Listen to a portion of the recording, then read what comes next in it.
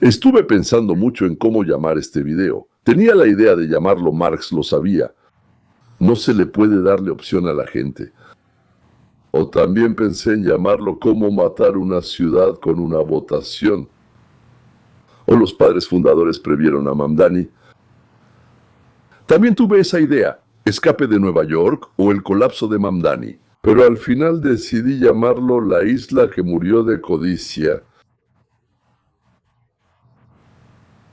Imagínense una pequeña isla, una ciudad isla, un país isla. En la isla hay una sola empresa. Ella paga la mitad de toda la medicina de la isla, la mitad de las pensiones, todo el cuidado de los niños, de las personas con discapacidad, toda la seguridad de la isla. Un día, los habitantes de la isla decidieron que no era suficiente para ellos. Y 2 años después, la isla murió. Esta es una historia con una clave de sol o de fa. Ella explica todo lo que está pasando ahora en Nueva York, en San Francisco, en Seattle, en Chicago y en decenas de otras ciudades estadounidenses. Hoy les voy a contar una historia y les voy a mostrar cómo exactamente los padres fundadores de América la previeron con 200 años de anticipación. Así que una isla. Llamemos a la empresa que trabaja ahí simplemente la compañía con mayúscula C. Produce algo muy necesario, emplea a 1/4 parte de todos los habitantes que trabajan en la isla y paga más impuestos que todos los demás habitantes de la isla juntos. La mitad del presupuesto de la isla es dinero de las empresas. Los hospitales funcionan con ese dinero, las pensiones de los ancianos se pagan con ese dinero, programas de cuidado para niños y personas con discapacidad, la protección de las costas de la isla contra los contrabandistas. Todo esto se sostiene con una sola base fiscal. Y entonces una noche los habitantes de la isla se reunieron en una asamblea general y decidieron votar. Alguien subió al podio y dijo, miren, esta compañía está obteniendo enormes ganancias. Sí, enormes ganancias. De todos modos, le quedará mucho dinero, incluso si tomamos no el 50% de sus ingresos como ahora, sino el 60%. ¿Y qué puede pasar? Ellos son ricos. ¿Y nosotros? Nosotros no somos ricos.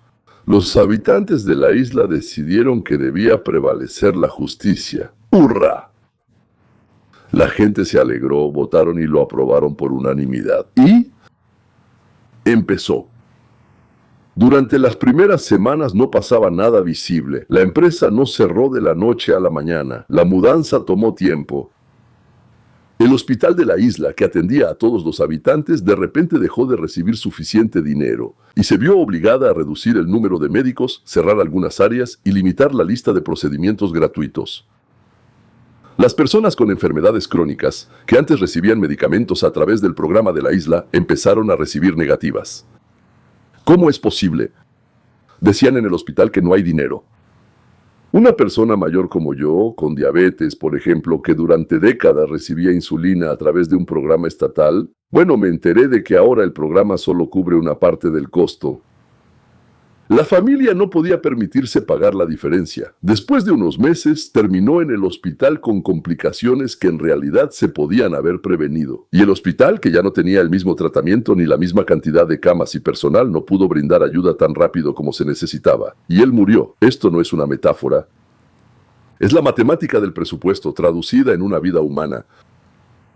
Los habitantes de la isla intentaron detener la salida de la compañía, pero no lo lograron. La compañía se fue. Entonces corrieron hacia otras islas diciendo, bueno, pónganles los mismos impuestos altos para que regresen, para que no se les vayan a ustedes. A lo que la isla que tomó el control, la compañía dijo, chicos, están locos.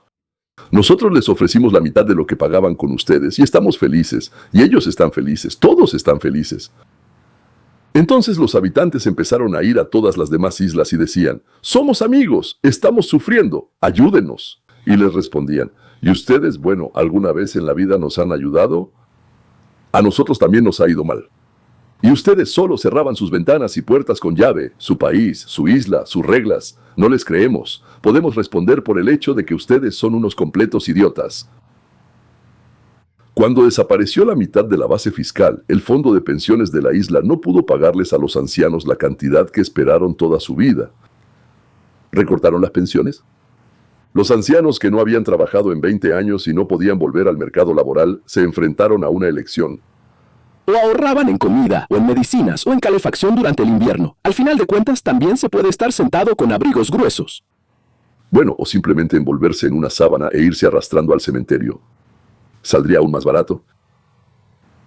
Un programa de cuidado infantil que permitía a los padres salir a trabajar. Mientras cuidaban a los niños, en las guarderías municipales redujeron el horario de atención y los padres que no tenían abuelos cerca se veían obligados a dejar el trabajo o pagar por cuidado privado. Y tampoco tenían dinero para eso, porque una cuarta parte de la isla que antes trabajaba en la empresa estaba desempleada. Pero aquí viene el segundo golpe, porque como dicen, las desgracias nunca vienen solas. Ese que por alguna razón la mayoría de la gente no predice de antemano. Dicen, ¿acaso no somos ajedrecistas que predicen con anticipación? ¿Verdad? O sea, en otras palabras, son completamente tontos, ¿verdad? O sea, cuando, digamos, disculpa, escupen contra el viento, no pueden predecir que el escupitajo les va a regresar en la cara. El 25% de todos los habitantes que trabajan en la isla perdieron su empleo. Al mismo tiempo, no es como cuando una persona pierde su trabajo y busca uno nuevo. El mercado laboral de la isla físicamente no podía absorber a tanta gente de golpe. Las tiendas, restaurantes, peluquerías, talleres mecánicos que atendían a estas personas y sus familias empezaron a perder clientes al mismo ritmo. La gente dejó de hacer reparaciones, las posponían cada 4 años, la gente dejó de arreglar sus autos y de cambiarlos. Empezó a suceder que cuando la isla, toda la población comienza a ahorrar, una enorme cantidad de negocios quiebra. El dueño de una pequeña panadería junto a las puertas de la fábrica, que durante 10 años alimentó a los trabajadores con café y pan dulce por las mañanas, tuvo que cerrar. No podía pagar la renta, no tenía suficientes ingresos. Este es un efecto secundario que los economistas llaman multiplicador. Cada empleo perdido en una gran empresa arrastra consigo varios empleos en la economía circundante o una pérdida parcial de ingresos. El valor de las viviendas en la isla empezó a caer. Sí, ¿crees que eso es bueno? Las personas que se quedaron sin ingresos no podían pagar la hipoteca ni la renta. Algunos de ellos vendían sus casas a cualquier precio con tal de irse tras los empleos, a esa misma jurisdicción a la que se mudó la empresa, pero todavía no aceptaban a todos. Eso es el extranjero. Intenta conseguir una visa. Algunas casas simplemente estaban vacías. La caída de los precios de bienes raíces afectó a esos 75 habitantes que conservaron su trabajo, porque su principal activo, la casa, perdió valor literalmente en un año. Y ahora quedan los 75 habitantes de la isla. Les dijeron, no se preocupen, no pasa nada, pronto todo mejorará. Encontraremos nuevas fuentes de ingresos. Las autoridades de la isla intentaron aumentar los impuestos a los habitantes que quedaban. ¿De dónde pueden sacar fuentes de ingresos? Pueden poner impuestos más altos, ¿no? Al pequeño negocio. Bueno, para tapar el agujero en el presupuesto, tienen que sacar el dinero de algún lado. Pero los pequeños negocios de la isla trabajaban con un margen muy reducido. Son cafeterías, talleres, médicos particulares, abogados. Cuando también les subieron los impuestos, algunos de ellos decidieron que era más rentable trasladar su práctica a la isla vecina, donde la carga fiscal seguía siendo la misma. Se fueron los que pudieron irse, no solo los grandes jugadores, también empezaron a irse los pequeños. 3 años después, la isla, que antes era conocida en la región como un estado estable y próspero, se convirtió en un ejemplo para todos los países vecinos. Un ejemplo de lo que no se debe hacer bajo ninguna circunstancia. No se deben aumentar los impuestos a los negocios. Los inversionistas que estaban considerando abrir nuevos negocios ahora veían un precedente. Opa, la isla lo impuso. Simplemente lo cambió. Las reglas del juego, impuso impuestos adicionales a un gran contribuyente. Ese se fue. La confianza en la estabilidad de la política fiscal de la isla fue destruida. Y la confianza tarda mucho más en recuperarse que en destruirse. Aquí está el resultado en una sola frase. La isla eligió un 10% adicional de impuestos en lugar de los 100 de impuestos existentes y obtuvo 0. ¿En lugar de qué? En lugar de 60. Esto se llama una curva. La curva de Laffer. Y no funciona solo en teoría, funcionó literalmente en esta isla, con nombres concretos, hospitales concretos, ancianos concretos sin insulina. Si les interesa, búsquenlo en internet. La curva de Laffer, con 2 Fs. Y ahora, atención. Lo que sigue será lo más interesante. Y les voy a contar por qué precisamente esta historia de la isla está directamente relacionada con lo que está ocurriendo ahora mismo en una de las ciudades más famosas del mundo. ¿Y por qué las personas que se mudaron allí recientemente desde la ex Unión Soviética deben saber esto antes que los demás? Y deben sentir en carne propia lo que está pasando. Ahora, un poco sobre Marx, Lenin y la posibilidad de escapar. Karl Marx entendía perfectamente una cosa que hoy muchos olvidan. Él creía que el socialismo no se puede construir en un solo país aislado. La lógica es muy simple. Si en un país se construye el socialismo y en el país vecino permanece el capitalismo, las personas que tengan aunque sea una mínima posibilidad de escapar, huirán hacia donde se vive mejor. ¿Y dónde se vive mejor? En el capitalismo. El capital también se irá. Por eso Marx insistía, la revolución debe ocurrir simultáneamente en todo el mundo para que la gente físicamente no tenga alternativas. No quedaría ningún lugar a donde huir. Lenin resolvió este problema de otra manera, de una forma mucho más práctica y mucho más dura. Si no se puede hacer una revolución mundial al mismo tiempo, simplemente hay que cerrar las fronteras. Alambre de púas en la frontera, guardias fronterizos, fusilamiento al intentar cruzar la frontera. Si una persona no puede escapar físicamente y ni siquiera puede saber cómo viven al otro lado de la frontera, no tiene con qué comparar, no tiene alternativa. Y con el tiempo, incluso dejará de soñar con otra vida. Paralelamente a esto, funciona la propaganda. Historias sobre los horrores que ocurren allá, del otro lado. Y en Estados Unidos especialmente ocurre algo realmente horrible. Todo eso es un horror, se está pudriendo, se pudre, se pudre, se pudre. Para que aquellos que se quedaron ni siquiera tengan ganas de comprobar si eso es verdad. De eso se trata todo. Cualquier sistema que vive a costa de quitarle la propiedad a otros, bajo el lema o los lemas de la justicia, el socialismo lo hace, el fascismo lo hace, el comunismo, la diferencia es puramente terminológica. Necesita que las víctimas de esa expropiación no tengan una vía de escape. Si la gente puede irse, se irá. El sistema no sobrevivirá. Si no pueden, el sistema puede existir tanto tiempo como quiera, porque a los que no están de acuerdo simplemente los encarcelan o los fusilan. Nosotros lo sabemos, ¿verdad? Y los demás se acostumbran. ¿Pero qué idearon los padres fundadores de los Estados Unidos de América? Gracias a Dios vivimos en Estados Unidos. Y los padres fundadores idearon y previeron precisamente este problema, 2 siglos antes de que esto se volviera relevante para ellos. Ellos construyeron el país, no como una sola entidad con un solo conjunto de leyes, sino como una federación de muchos estados, cada uno de los cuales conserva su propio derecho a establecer sus propios impuestos, sus propias reglas, sus propias leyes. Y al mismo tiempo, cualquier persona, cualquier empresa tiene el derecho constitucional de mudarse libremente de un estado a otro. Un estado es un state, es una entidad estatal, ¿verdad?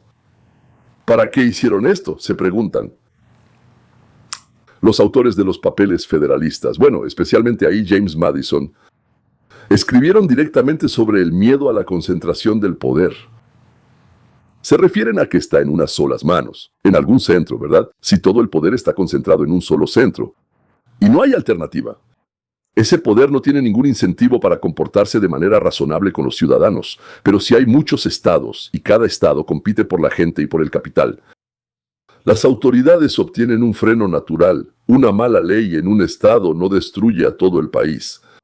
Eso destruye la economía de ese estado o de esa isla. La gente se va al estado vecino, y las autoridades de ese estado o aprenden de sus errores, o siguen perdiendo población. Pero todo el país sigue existiendo y desarrollándose. Ese es precisamente el mecanismo del que carecía la isla de nuestra historia. Los habitantes de la isla no tenían una isla vecina con otras reglas. ¿A dónde podría ir la compañía? No empezó a mudarse lentamente, sí, sino que huyó. Y aquí prometo contar algo muy concreto que tiene que ver específicamente con ustedes, los espectadores de habla rusa, que ya viven en Estados Unidos o están considerando en qué estado construir su nueva vida. Escuchen con atención, porque lo que sigue son cifras, no opiniones. La historia de la isla que les conté no es una abstracción, es prácticamente una descripción exacta de lo que está sucediendo en Nueva York en este momento. Menos del 1% de los contribuyentes de Nueva York aportan aproximadamente un tercio de todos los ingresos del impuesto sobre la renta de la ciudad. Bueno, del impuesto sobre la renta. Bueno, prácticamente lo que dije. Solo tomé una empresa y el 50% como ejemplo para que fuera más fácil. ¿Sí? Aquí se está hablando de que el 1% de la población aporta más de un tercio de los impuestos, es decir, del presupuesto de la ciudad. El sector financiero representa aproximadamente una quinta parte de todos los impuestos. Según la normativa estatal, hay una concentración en una sola industria, algo que no tiene ninguna otra. Una gran ciudad del país. El sector financiero es la capital financiera mundial. Esa es precisamente la compañía de la isla. Pero solo a la escala de toda una ciudad, Nueva York. ¿Y qué pasa después? Goldman Sachs lanzó un programa interno de reubicación. Obligatoria. No opcional, obligatoria. Parte de los gerentes, vicepresidentes y socios deben mudarse de Manhattan a Dallas o a Salt Lake City, si así lo desean. Con una formulación directa, múdense o busquen otro trabajo.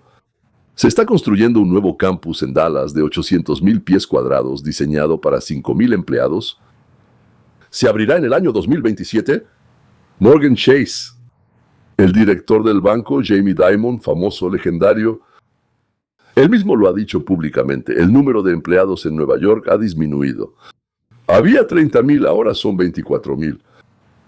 Mientras que en Texas aumentó de 26 a 32,000 y la tendencia continúa. Una mudanza lenta. Apollo Global Management, ¿cuánto hay ahí?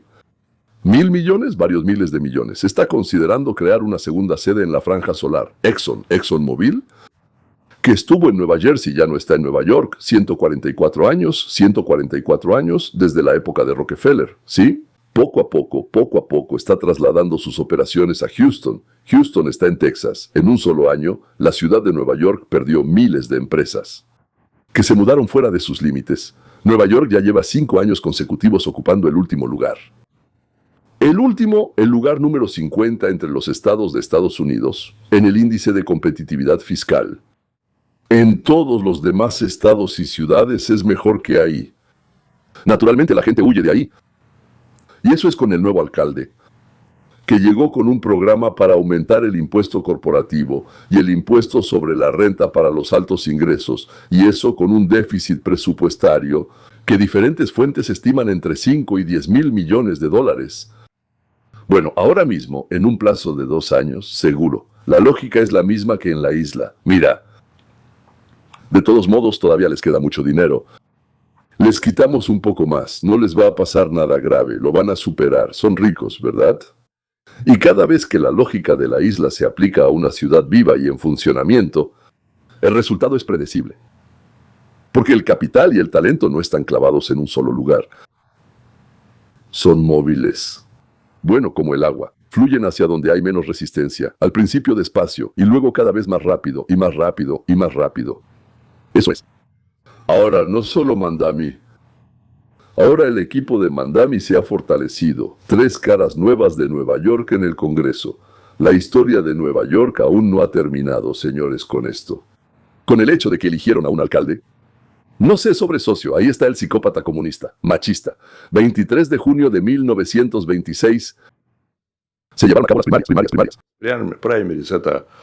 Elecciones dentro del partido, sobre a quién poner en ciertos cargos, ¿sí?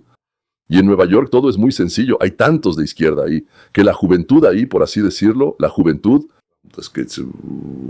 comprados, personas que reciben grandes subsidios, no les conviene votar por los de derecha que dicen cada quien debe responder por sí mismo, por lo suyo, y así sucesivamente, ¿verdad? Aquellos que viven de lo que le quitan a otros. Es decir, si te eligen en las primarias del Partido Demócrata, prácticamente, por así decirlo, ya estás dentro del Congreso. Así que la lógica de la isla ahora va a Washington. Mondeni propuso a 3 candidatos para el Congreso. Los 3 ganaron. Los 3 van allá con sus propias promesas, sus propias ideas, su propia base electoral. Vamos a analizar a cada uno sin retórica, con hechos. Entonces, hay una persona que se llama Brad Lender. Entonces, Manhattan y Brooklyn, judío, excontralor de la ciudad, le ganó al actual congresista Dan Goldman, con un resultado de 2/3 de los votos contra 1/3. Se autodenominaba sionista liberal. Pero en su discurso de victoria acusó a Israel de genocidio y declaró que Estados Unidos paga las guerras de Netanyahu con nuestros impuestos. En otras palabras, mintió. Intentó convencer a los judíos de que votaran por él. Decía, soy un sionista liberal. Resultó ser un antisemita absolutamente militante, porque es judío, entre los judíos. Bueno, entre los turcos hay antiturcos, correcto, entre los indios hay antiindios, entre los judíos hay antijudíos, antijudíos. Entonces, él prometió votar a favor del reconocimiento del Estado palestino y en contra de la venta de armas a Israel, es decir, no vender armas a Israel, una jugada normal, todo bien. Rechazó el dinero de AIPAC. Cuando Mamdani llamó monstruos a AIPAC, Lender se negó a condenar esa declaración. Dijo, solo puedo responder por mis propias palabras. AIPAC es una organización judía. El programa económico es estándar, progresista, aumento de impuestos a los ricos, protección a los inquilinos, expansión de los programas sociales. ¿Y quién votó por él? No lo sabemos. En realidad, una cuarta parte de la población es judía.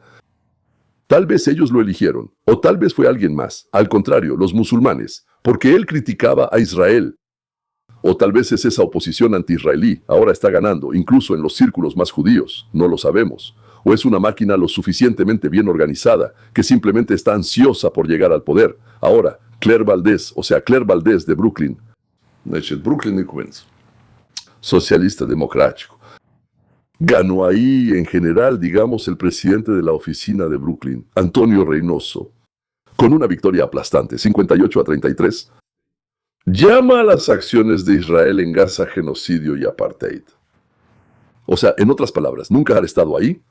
Apoyó el arresto del primer ministro de Israel, patrocinó una ley que prohíbe a las organizaciones sin fines de lucro del Estado apoyar actividades de propaganda israelí, prometió eliminar el trato preferencial, implementar vivienda pública, aumentar los impuestos a los ricos. Pues es solo una isla, ¿verdad?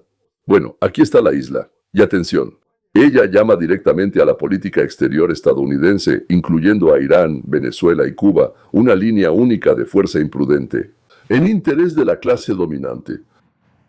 Para que conste, en su distrito 70 residentes alquilan vivienda, y un tercio nació fuera de Estados Unidos, es decir, no la eligieron estadounidenses. Justo a eso apelaba ella, no a la rica intelectualidad de izquierda, sino a los trabajadores y arrendatarios, trabajadores arrendatarios, a quienes los está devorando la crisis de vivienda. ¿Y quién votó? Movilizados, o sea, por la maquinaria, socialistas democráticos de América, por dinero, naturalmente, la mejor red de voluntarios. O sea, recorridos en la ciudad, sindicatos y cosas así. El distrito recibió el apodo de corredor comunista. Y la última, la más genial, es la que más me gusta. Daria Lisa Ávila. Y otra más, creo que por el esposo, el apellido Chevalier, ¿verdad? Upper Manhattan y el Bronx. Upper Manhattan, bueno, en general, digamos, tiene una población bastante decente, pero el resultado más inesperado, el resultado más radical de la noche, una socióloga de 32 años, organizadora de protestas en la Universidad de Columbia. Bueno, eso fue cuando detenían a los judíos y decían que los judíos no tenían nada que hacer aquí. Aquí no vamos a dejar que los judíos estudien, es decir, después de Múnich y los pogromos judíos. Eso significa que fue la manifestación más seria en los campus. Ganó, pero por un margen pequeño, 3.000 votos, una victoria mínima. Pero entonces declaró que Israel no tiene derecho a existir, es decir, que hay que eliminar a esos judíos.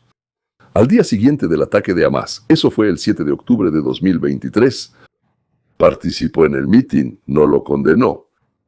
El ataque y el asesinato de israelíes lo celebró como una fiesta, cuando una organización progresista, los demócratas de Brod, le preguntó en una reunión si condenaba ese ataque. Simplemente se negó. Se negó a responder a eso, y en lugar de responder dijo que había que atacar a Israel. Prometió abolir entonces la policía, aunque después retrocedió parcialmente de esa formulación, asustada de que la descubrieran. Ella obviamente se convertirá probablemente en una de las figuras más, o tal vez la más izquierdista, en la historia del Congreso estadounidense. ¿Quién votó? No lo sabemos, es decir, ella tiene un distrito racialmente mixto. Ahí hay muchos afroamericanos, muchísimos dominicanos, bueno, latinos. Un punto clave en la motivación. Una votante de East Harlem dijo públicamente que cambió de opinión varias veces. Pero votó por Chevalier porque ella ganó. el apoyo, o sea, de una organización anti-israelí. Eso fue la gota que colmó el vaso. Por eso ella empezó a apoyar a Chevali. Así votaron muchos. Un programa radical y en contra de ciertas cosas específicas que hacía el Partido Demócrata. O sea, votaron en contra del Partido Demócrata, a favor de un nuevo programa. Ahora los tres ganaron, no porque la mayoría de Nueva York votara por ellos. O sea, en las primarias cerradas, tradicionalmente poca gente asiste. Incluso el propio Mamdani ganó las elecciones para alcalde con el apoyo de menos del 7% de toda la población de la ciudad. Ganó una maquinaria bien organizada, una máquina ideológicamente motivada, con una mayoría políticamente apática. Es decir, la gente simplemente no fue a votar. Y ya. Y si no van a votar, obtienen comunistas. Es una lección importante para aquellos que piensan que la mayoría de los neoyorquinos no piensa así. Piensen así o no, pero deciden los que van a las elecciones. Y quienes van son la minoría organizada. Así que den las gracias a ustedes mismos por no haber ido a votar. Los tres prometen lo mismo en la economía: aumentar los impuestos a los ricos, como en la isla, ampliar el control de rentas, como en la isla, vivienda estatal, o sea, quitar aún más dinero. En contra de la ayuda militar a todos los países con los que estamos, en contra de ICE, en otras palabras. Todo eso llevó a lo que pasó en nuestra isla, que la compañía hizo las maletas. Pero ahora estas personas no van al Consejo de la Ciudad, van al Congreso de los Estados Unidos de América. Es ahí donde van a votar por la política fiscal que va a determinar si permanecerá Goldman Sachs en la ciudad o habrá que huir por completo de los Estados Unidos de América. Ahora analicemos la posición de Daria y Liza en detalle, porque es interesante. Ese pacto que merece una conversación aparte. Chevali no solo critica, ahí está Israel, los judíos, apoya la política progresista. Ella tiene una enorme cantidad de intervenciones documentadas y publicaciones que van mucho más allá que simplemente criticar el capitalismo. Por ejemplo, ella eliminó su cuenta de Twitter, la cual contenía miles de publicaciones y republicaciones apoyando la abolición de la policía, es decir, ya no habría policía bajo su mando. Ella quiere abolir todas las cárceles. En los Estados Unidos de América, ella va a votar por eso en el Congreso. Y también eliminar completamente la frontera, quien quiera que entre. Además, ella quiere apoderarse de toda la propiedad privada y nacionalizarla. Todas las grandes industrias de los Estados Unidos de América. O sea, eso ya va más allá de una isla. Eso ya es pues la Unión Soviética, Alemania Oriental o incluso Corea del Norte.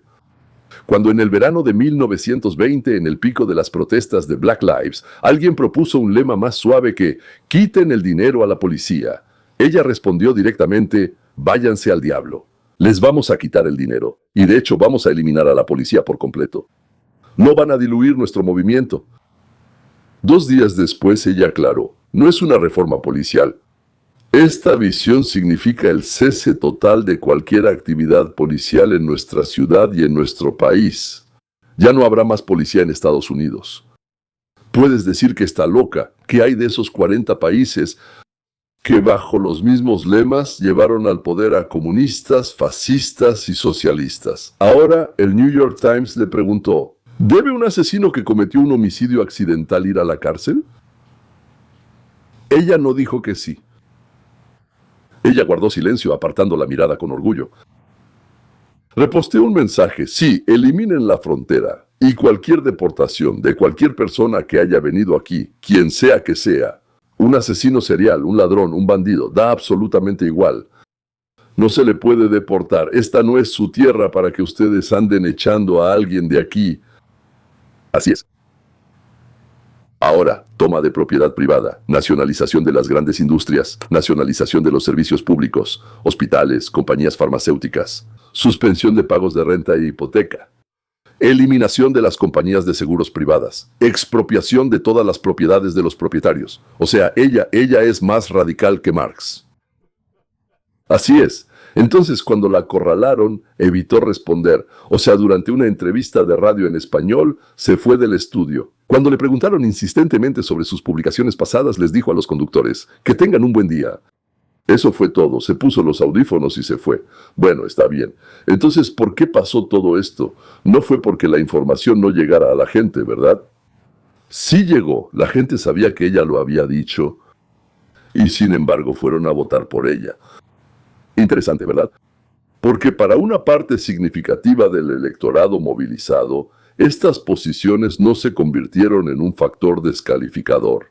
O sea, bueno, dice que hay que quitarle todo a los ricos. Y está bien, vamos a quitarlo, lo repartimos, será mejor. O bien, estos temas fueron superados por otras cuestiones, como el programa económico, la identidad de la candidata como mujer, desde el punto de vista económico, el programa económico. Sobre la identidad de la candidata, como mujer de una familia inmigrante trabajadora, la misma Chevalier respondió a esto de manera sencilla. Las publicaciones no reflejan cómo es ella hoy, es decir, sus puntos de vista. Simplemente fue así durante años. Pensaba y publicaba así, pero después. De repente se le ocurrió otra cosa, y ahora dice algo diferente. En realidad, estas son las señales más preocupantes de toda la historia. No es que la gente haya sido engañada, o que no estuvieran informados, sino que para parte de la cultura, el llamado a abolir las cárceles no es una señal de que la persona se haya vuelto loca. La abolición de la policía y las fronteras dejó de ser automáticamente una señal de alerta. O sea, dicen, bueno, sí, ella quiere abolir la policía, bueno, sí, y tal vez eso esté bien, ¿verdad? O sea, una población muy inteligente, sí. La decisión se tomó no a pesar del conocimiento, sino con pleno conocimiento, y eso cambia toda la evaluación de lo que está sucediendo. No es una falta de información, es un cambio en los marcos morales dentro de una cierta subcultura política. Decir que la educación como tal es la causa de la pérdida de la capacidad de pensar significaría ignorar, probablemente, las facultades de ingeniería, medicina, economía, derecho y ciencias naturales. De esos mismos universidades estadounidenses, ¿verdad? ¿Dónde está ese cambio? Simplemente no sé si existe ahí o no. Es posible que sí exista. El problema no es la educación en un sentido amplio, sino el clima ideológico específico. El clima de los departamentos de humanidades y ciencias sociales. Digamos, los ingenieros de Stanford y un sociólogo de la Universidad de Columbia están formados en universidades estadounidenses, pero el entorno ideológico que los rodea es fundamentalmente diferente. Entonces, una formulación más precisa de la idea de por qué sucede esto sería la siguiente. Las facultades de humanidades y ciencias sociales de las universidades estadounidenses, y estoy seguro de que también en las europeas, en los últimos 15 o 20 años han creado una monocultura ideológica, donde el pensamiento crítico respecto a sus propios dogmas, no el pensamiento en general, es reprimido por el conformismo y la presión social. No es la educación la que mata el pensamiento, sino que esto es creado por el conformismo y la presión social visual. No es la educación la que mata el pensamiento, sino el sistema creado en la educación estadounidense y europea, según el cual hoy en día se construye cualquier tipo de enseñanza para niños, adolescentes y jóvenes desde el kinder hasta las universidades, está organizada de tal manera que, escuchen ahora, porque voy a decir algo importante. Exactamente así, para privar completamente al estudiante de la habilidad y el deseo. Pensar por sí mismo y así cambiar su cerebro, y para que actúe en contra de sus propios intereses, pero de la manera que dictan aquellos que llevan al país y al mundo hacia un paraíso de ratones. Bueno, vamos avanzando hacia la conclusión. Aquí está la diferencia entre la isla de nuestra historia y Estados Unidos. La isla no le dio a la compañía una alternativa dentro del mismo sistema. La compañía solo tenía una opción: abandonar completamente el país insular. Eso resultó ser una catástrofe para todos. En Estados Unidos, si una ciudad o estado adopta la política de la isla, las personas y sus empresas tienen una opción dentro del país: mudarse a otro estado, sin perder la ciudadanía, ni los lazos, ni la pertenencia a un gran país construido de tal manera que la competencia y la jurisdicción protegen a las personas de la concentración del poder. Eso es precisamente lo que significa votar con los pies. Aquí está, de hecho, el mismo mecanismo que Marx soñaba con destruir a través de la Revolución Mundial y Lenin a través del alambre de púas. En Estados Unidos esto está incorporado en la Constitución, en la arquitectura del país, como una protección, no como una amenaza. Y por eso la respuesta a la pregunta, ¿qué deben hacer los habitantes de una ciudad donde se está imponiendo la lógica de la isla? Es muy simple y, gracias a Dios, alentador. Ustedes, a diferencia de los habitantes de esa isla, tienen a dónde ir. Está Dallas, está Salt Lake City, está Houston, está Florida. Hay decenas de estados. que compiten por ustedes, por su trabajo, por su negocio, bajando los impuestos, reduciendo las regulaciones, precisamente porque quieren que los elijan a ellos. Si apenas están empezando a vivir en este país, tienen más opciones de las que cualquiera de nosotros tuvo cuando recién llegaron. Construyan su vida así. Y construyan su vida donde la valoren, no donde planean grabarla con impuestos hasta que se vayan, hasta que los expulsen. Estados Unidos les dio esa opción no por casualidad, fue incluida especialmente en la Constitución. Personas que hace 200 años ya entendían lo que algunos alcaldes hoy en día no pueden entender o se niegan a hacerlo. Por eso, a pesar de todo lo que sucede en ciertas ciudades, Estados Unidos como país tiene un mecanismo incorporado de autorregulación que nunca ha existido en ningún sistema socialista o fascista. Es lo mismo en la historia. Esa es la razón para el optimismo, incluso cuando los titulares parecen alarmantes. Si les interesa, damas y caballeros, este video, entonces vayan, únanse a mi canal de Telegram, ahí analizo este tipo de historias más rápido de lo que puedo grabar un video completo, y también, ahí encontrarán breves notas de autor. No olviden darle like al canal y al video. Eso es todo. Hasta pronto.